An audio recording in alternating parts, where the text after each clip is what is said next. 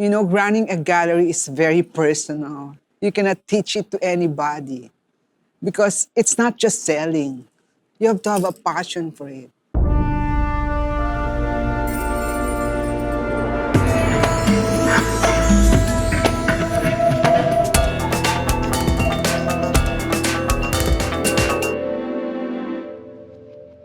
I took up fine arts. The previous job, I was a textile designer. It's one of those cases. I didn't like my boss, so I quit. And then it just so happened I was just going around the galleries, and then I went to Kamalig. And I don't know if you remember Eva Toledo. She used to be the manager of Kamalig. She was my classmate in college. We took up fine arts from Holy Spirit. She said, oh, you want to work part-time? I said, yes. And then she assigned me at the Regent. Diba, Kamalig has, we had Legaspi Tower, the lobby. We had one at the Regent. I was assigned at the Regent. Supposed to be temporary lang, but I stayed on. And then she went to, basta I think she went abroad, so I took over as manager. You know, when I started working for the gallery, when I started in the art business, in those days, in the 80s, it was good. Most of our clients were interior designers. I said, oh, I don't like gallery anymore because when you're young, diba, you move from one job to the other. Parang if you're not happy there or meron ka lang supervisor na you don't like, you quit right away. We don't care, right? But in Kamalig, we enjoyed it so much because there's a tennis court in front of the gallery in TAF. So usually, after work, we play tennis or we hang out with Ray Albano. We go to the bars, pero just to drink. But you know, si Ray Albano drinks orange Merinda ba o Royal True Orange. Kami dalawa ni Inday, we drink beer. So we're quite close to him. And when we quit nga, he said, why don't you put up your own gallery? He told us it's going to be different because it's yours. You're going to work for yourselves. Finale started in 1983. It's Finale Art File. Why? Because we have it's actually Ray Albano who prodded us to put up a gallery. Kasi we were working with Sining Kamalig. Inday and I, remember Inday Tiansay? We were working with Sining Kamalig. And Inday quit, and then I followed. And then Ray Albano was told us, why don't you put up your own gallery? Remember Tony Espejo? Tony works with, he was artistic director or something, CCP. Ray is close to Tony, and then to look for a space, Tony helped us with Ben. Ben Chan used to have Finale at the atrium, selling all sorts, like merong clothes, merong home accessories, and then he gave us one wall and he put up a small stockroom for us. We were just selling works on paper. That's how we started. So after a few weeks lang siguro, we moved to, he got the Sunbar Plaza space for us. He was the one who put up the walls, everything. He fixed it for us. And then when he got busy with bench, he said, oh, I'm out already, sa inyo na lang yan. So it's only Inday, Ray, and myself. We own Finale. It's our project. But you know, we don't have no money involved, really. When we started Finale, none of us invested in it. Parang we had a friend who lent us 10,000 pesos. We have friends from one embassy, mga consuls, they gave us their old typewriter, old, what's this, Xerox machines, ganun. Kasi it's 4 masters, 4 worlds. We had Cesar Legaspi, ang Kiukok, Malang, and Olazo. We've had that for years, but every year we have this show of the four of them. It's usually during May. Kasi we started formally finale in May 1983. I mean, these guys were already made. I mean, they were big time already, right? When we started showing them. But I could say how I dealt with them or how they dealt with me. I mean, they were really like father figures. I mean, they really supported us. We were also showing very, very young artists, young contemporary artists. And in a way, they've encouraged you to promote the young people. Si Mr. Ang, super bait yan. He thinks of you. He thinks of what's happening to the gallery. Minsan tatawagin sa akin, especially that time, it was yung magulo, the political situation was bad, the economy was bad. You know, he will call me. Sabi niya, Vita, kumusta ka? Sabi ko, mabuti ho, Mr. Ang. Sabi niya, kumusta benta? Sabi ko, okay lang ho. Sabi kong ganun. And then he will say, sige, papuntahin mo rito si Mang Vic. Mang Vic is my driver. Tapos papadala niya ako isang one by one na painting.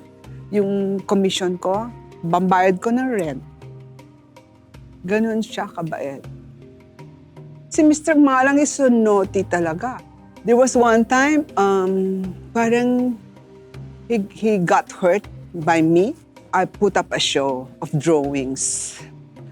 Hindi siya kasali, si Mr. Malang. Because nasa utak ko talaga. Anyway, nag-show naman siya, the previous show, kasama siya doon. It was also a drawing show of their family. Pero actually, Mr. Ang told me, pag sinama mo si Mr. Malang, hindi ako sasali. Mr. Malang withdrew all his paintings from finale. Si Mang Ola, mabait yun eh. Walang Mr. Olazo. Mabait yun eh. Parang cool. Always cool.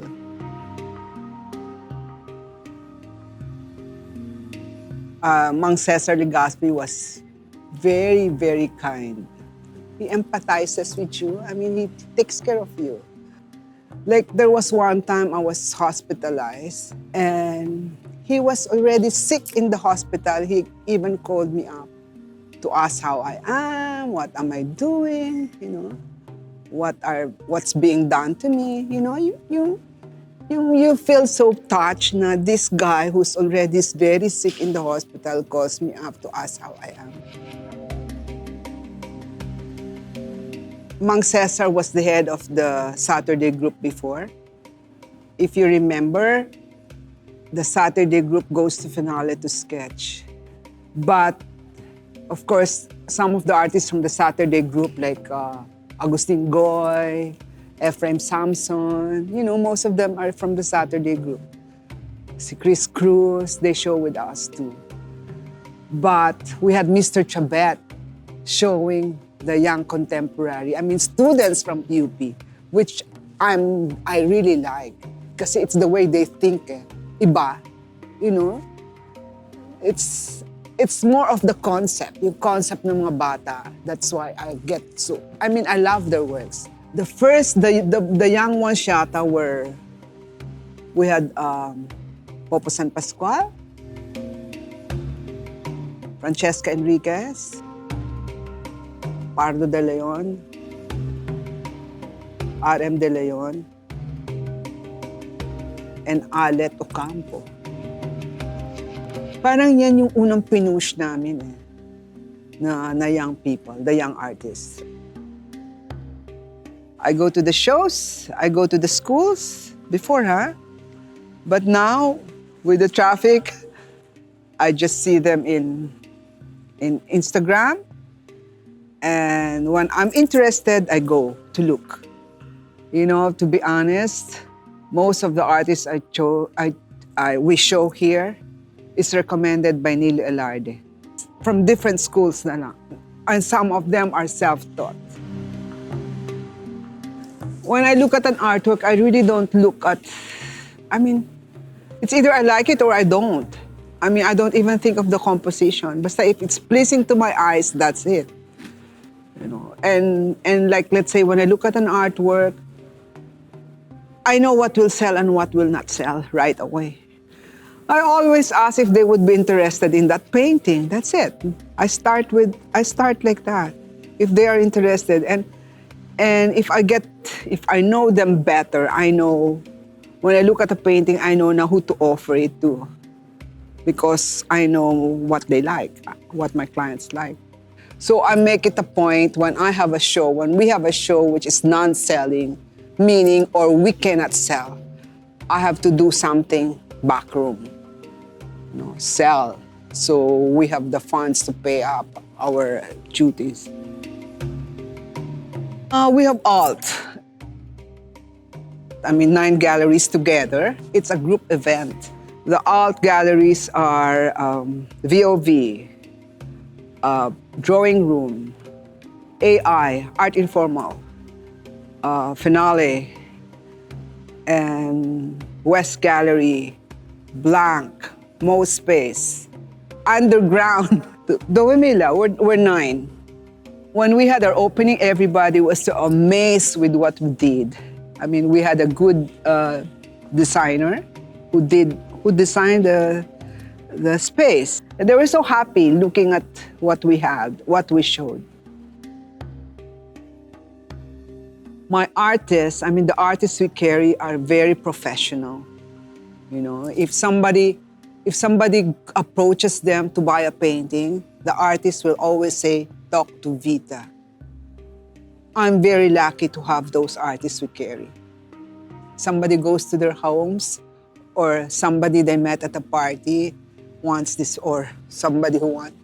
The artist will always tell us, or the artist will also tell her or him, the client, to go to Finale.